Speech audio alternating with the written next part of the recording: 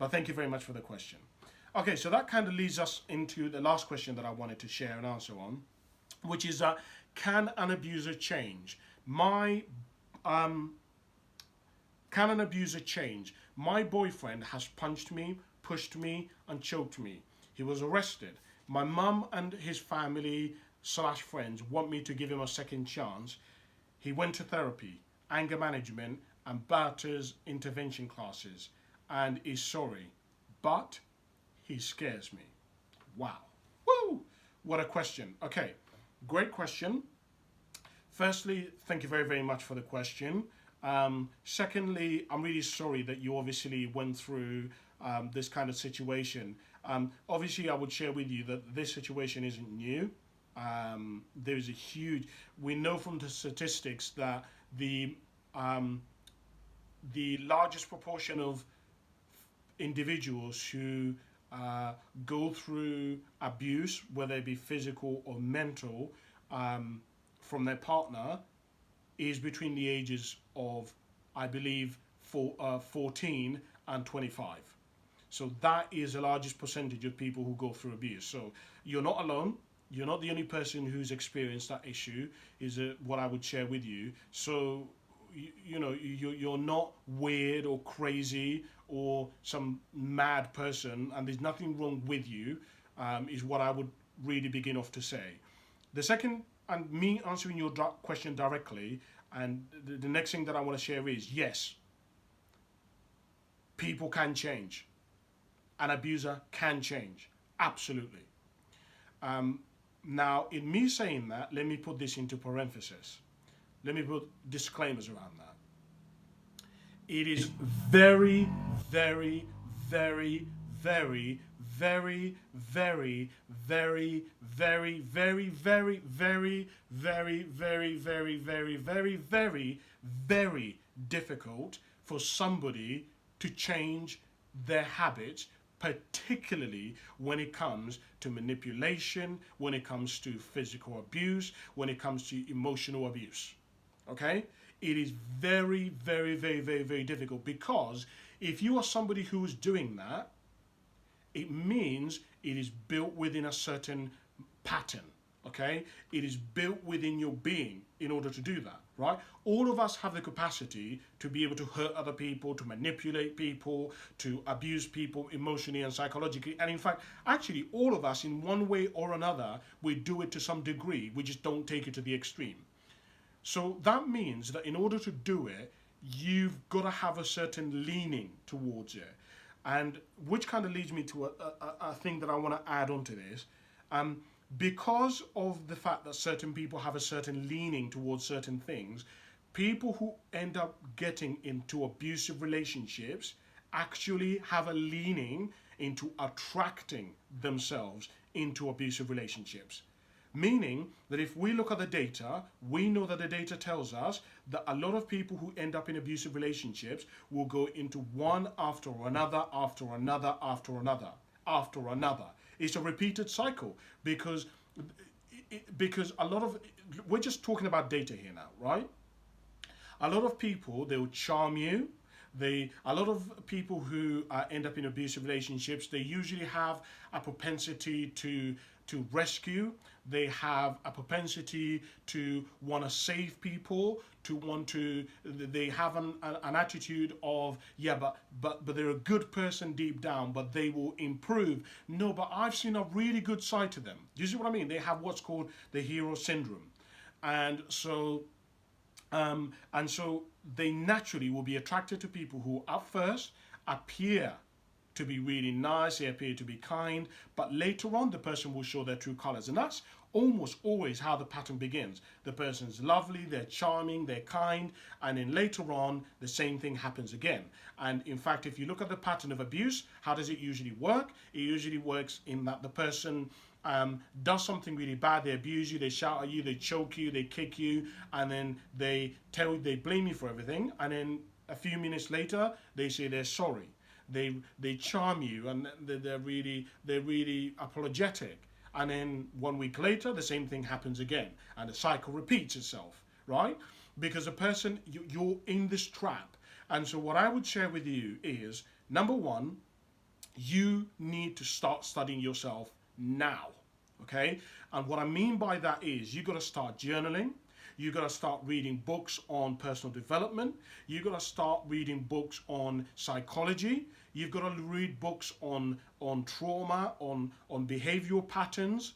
You want to start now, because already this tells you that something about you is attracted to these kinds of people. Because normal people, now listen to me very carefully when I say that. Let me put that in parentheses. Clearly, this doesn't mean that there's anything wrong with you, and this doesn't mean that this couldn't have been a one-off. But I'm just saying to you, based on the data, we know that usually if somebody's attracted to that kind of person, that means they didn't pay attention to the warning signs. Because people don't just kick you and abuse you out of nowhere. It does happen out of rage or whatever, but usually there is sign, red flag, yellow warning, red flag, over and over and over and over again, and the person keeps ignoring it. Because I know friends of mine who, if somebody cheated on them, they would break up with them now. If the person even talked to the opposite sex, they will break up with them now in an instant. But I know other people who have been in the same situation, but they're like, yeah, but he was so nice to me and we've been together for so long. Some people don't give a shit how long they've been together. They don't care, right? And so what I'm saying by that is, this right now should be an alarm bell. Why would something like this happen? What steps did you make? What red flags did you miss along the way that you could have paid attention to? Because I'm telling you, the average person thinks that these abuses or somebody hurting them just randomly happens. No, there's usually loads and loads and loads of signs along the way. So you want to start reading books on personal development. You want to start journaling. You want to start reading books on behavioral patterns, on understanding trauma, on healing, on to do with mental health. Because basically, you want to know more about you. What triggers you? What do you need? What are you lacking? What are you naturally driven towards? And if you don't start now, the same pattern is going to occur over and over and over again. The other thing that I wanted to share with you is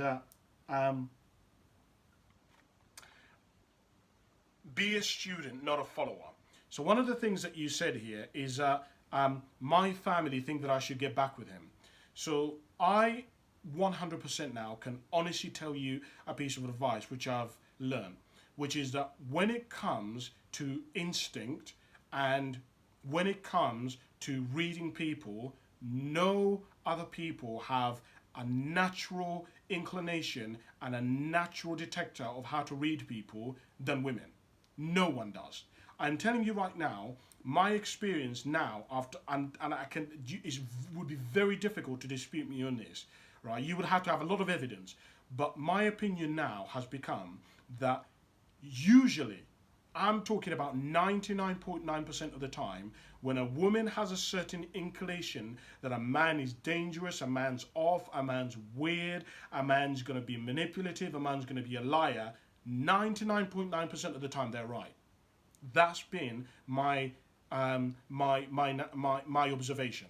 Now, obviously, we have to bear in mind that we have a logical and, of course, an instinctual side to us, right? And I would share with you that as a woman, you want to begin to develop both of these, right? Because we know, typically speaking, men tend to be a lot more logical.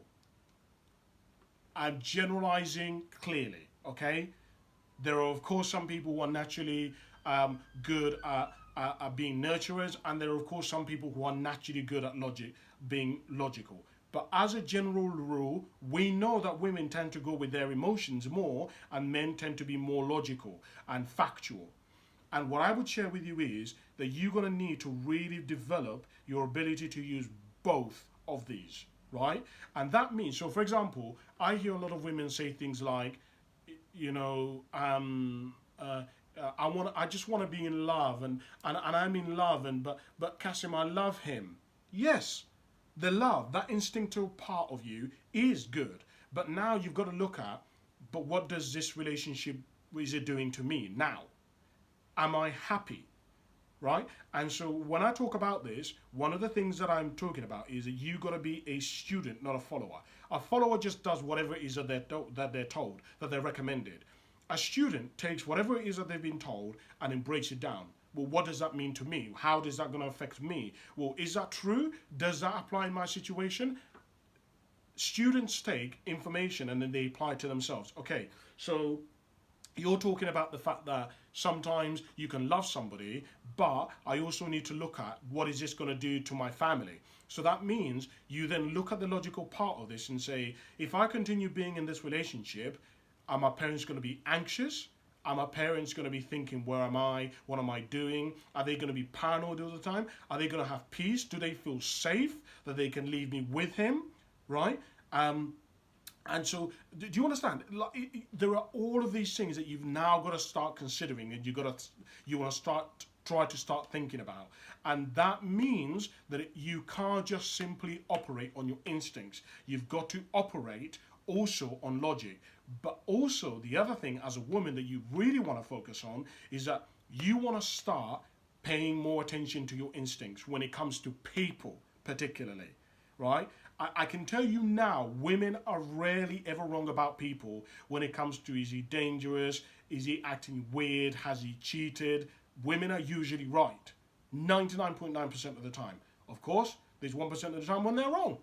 They've gone completely off, but usually they're not. So I would definitely share that with you.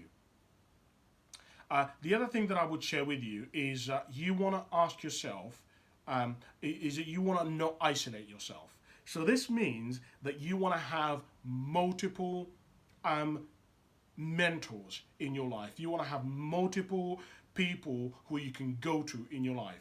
We know that a lot of abuse tends to happen because the person feels isolated, right? The person feels embarrassed if they tell somebody they've been hit or they're being manipulated. And so what you want to do is that you want to begin to form relationships with people who you know are going to accept you. People who you know are not attached. You know, one of the reasons, I couldn't believe this, but when I was doing my research, I found that one of the common reasons why a lot of people never broke out of relationships that they were unhappy with is because they would say things like, yeah, but my mum loved him. But my dad, they were like best friends. They loved each other so much. They got on so well.